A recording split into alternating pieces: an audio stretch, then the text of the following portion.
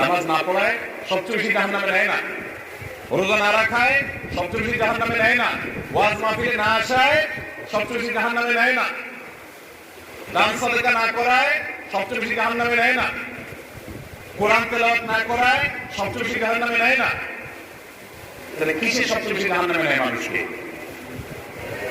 রাসূলুল্লাহ সাল্লাল্লাহু আলাইহি ওয়াসাল্লাম আকসার মা ইউদখিলুন নাস আন-নার, মানুষকে সবচেয়ে বেশি জাহান্নামে নেয় কোন জিনিসে জিজ্ঞাসা করা হয়েছে?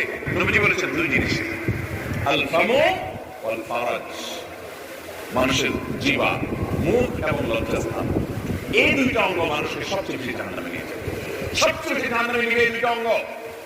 নামাজ পড়ে, দাড়িও আছে, কিন্তু ফেসবুকে তলে তলে চেনা করে, চেক করে, এটা বুঝে না, মানে সে কারোর প্রতি আসক্ত, হারাম রিলেশন হয়ে গেছে।